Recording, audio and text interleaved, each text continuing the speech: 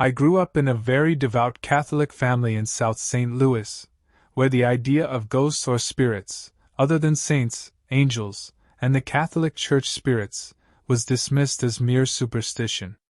My parents, Michael and Rita O'Connor, purchased our home in the late 1940s, and our whole family, including my younger brother and sister, attended church regularly. Throughout my childhood, I was taught to consider anything ghostish as gobbledygook without any merit. What did I know anyway? I was just a child, and my religious upbringing reinforced these beliefs. Our house, situated across from Our Lady of Sorrows Church, felt like a safe haven. Little did I know that my perception of the supernatural was about to be challenged. One night, in my teens, I experienced a shocking event that shattered my beliefs. I was awakened from a sound sleep to find a small swirl of lights forming a funnel at the foot of my bed. Terrified, I couldn't rationalize what I was seeing. Strangely, nothing sinister occurred during that encounter. Instead, I began to witness similar lights regularly, and even my bed seemed to move on its own.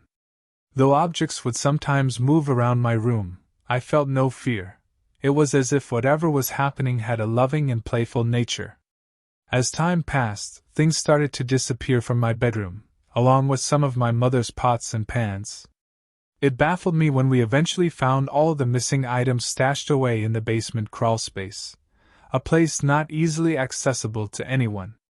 My parents dismissed these happenings as the work of trespassers, refusing to entertain the idea of a haunted house. It wasn't worth arguing with them, as they firmly stood by their convictions. In later years, I moved away to attend college, leaving my childhood home behind. Despite this, the eerie occurrences persisted, deterring my family from using the bedroom. The room became a repository of unsettling events and inexplicable vanishing objects. In 1977, now an adult, my boyfriend Gary and I embarked on a new chapter, purchasing a 3-story townhouse in the Compton Heights Reservoir Park area of St. Louis. Our aim was to restore this historical property to its former glory. However, the moment we moved in, we were confronted by a series of strange and unsettling events. Footsteps would awaken us in the middle of the night, doors would open and close, lights would flicker, and the entire house seemed alive with inexplicable activity. Despite our fear, Gary and I persevered, pouring our savings into the crumbling residence. But it soon became apparent that the house had other plans for us. Chairs would rock violently in empty rooms, water faucets turned on and off by themselves, and objects disappeared only to reappear in the basement.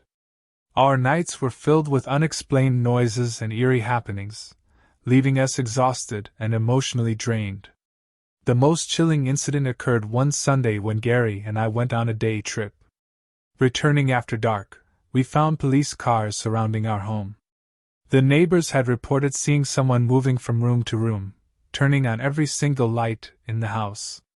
To our bewilderment, the police found all the doors locked and no signs of forced entry. Frightened and desperate to escape the relentless hauntings, Gary and I decided to sell the house as quickly as possible, even if it meant a financial loss. We simply couldn't bear to live in a place so plagued by unexplainable forces. After leaving the haunted townhouse, my encounters with the supernatural ceased. However, the memories of those spine-chilling experiences have remained with me to this day.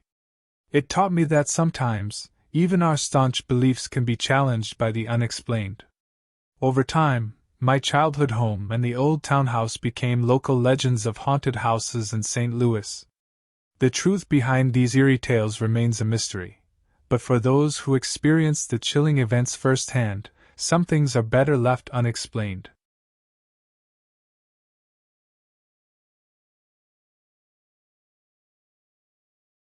The day started like any other. I was in a rush to pick up my son, Jack, from school. The streets were quiet, and I found myself grateful for the smooth traffic flow. As I approached a red light on Red Light Road, something caught my eye. A woman stood on the sidewalk, her unnaturally wide smile sending shivers down my spine. Beside her, a little boy donning a black goat mask waved at me. His eyes, hidden behind the unsettling mask, seemed to implore something, tugging at my heartstrings. As I waited at the light, I couldn't tear my gaze away from the peculiar duo. The woman's unwavering stare was piercing, almost invasive.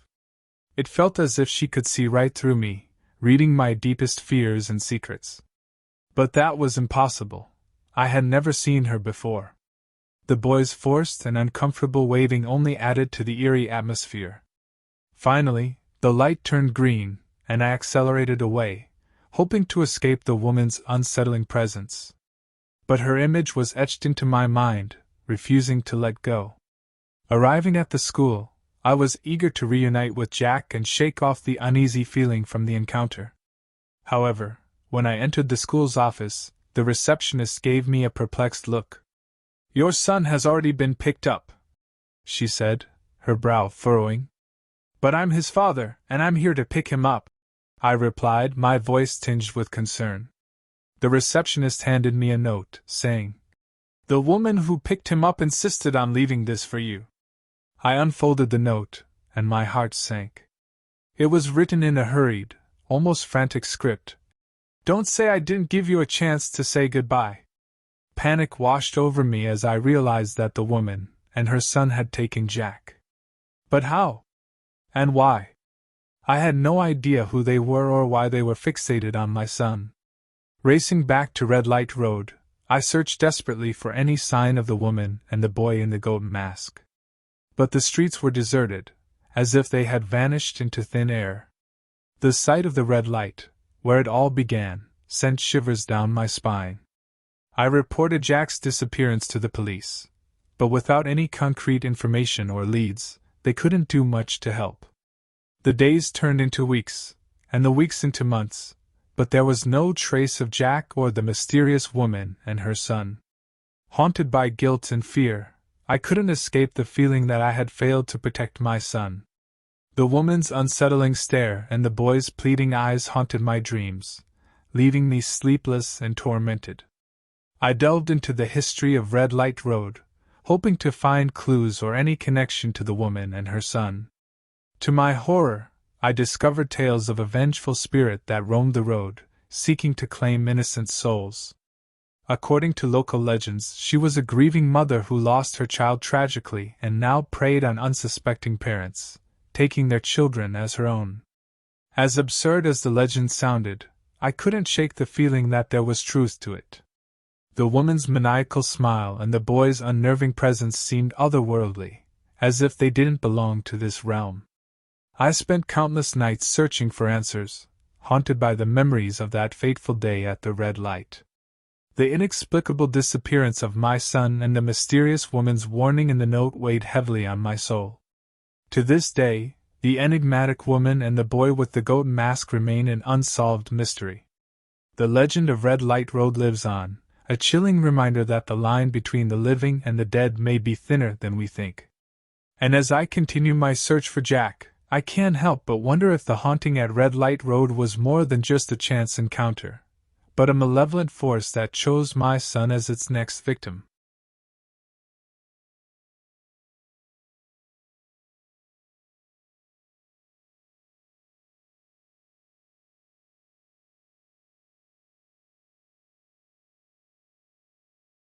I once had a chance to work in a mental hospital as part of my internship during my college days, and I must admit, the experience was challenging and at times terrifying.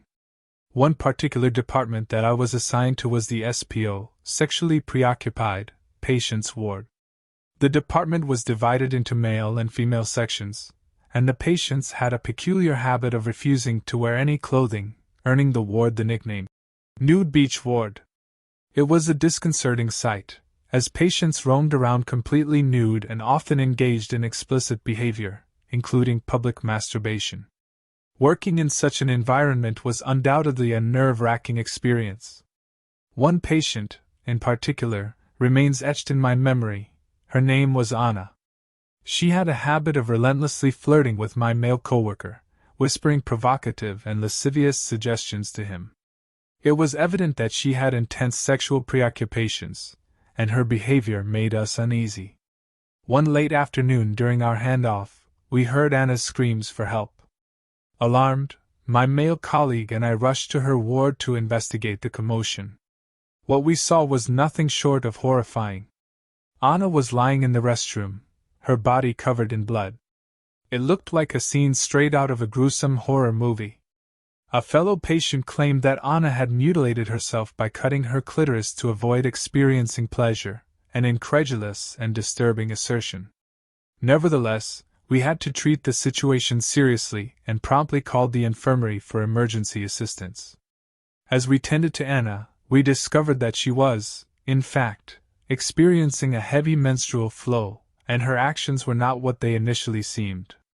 It was a bizarre and unsettling ordeal, but thankfully, it was not as gruesome as we had feared. However, the horror did not end there. In a sinister twist, Anna threatened us, falsely declaring that she had infected her roommates with her HIV-positive blood. Despite having her records showing she was not HIV positive, her threats were disconcerting and sent shivers down our spines. Though not a typical horror story, this experience was undoubtedly one of the most unnerving and shocking encounters I had during my time at the mental hospital. The gore-like scene and the disturbing behavior of some patients left a lasting impact on me, serving as a stark reminder of the challenges faced in the world of mental health care.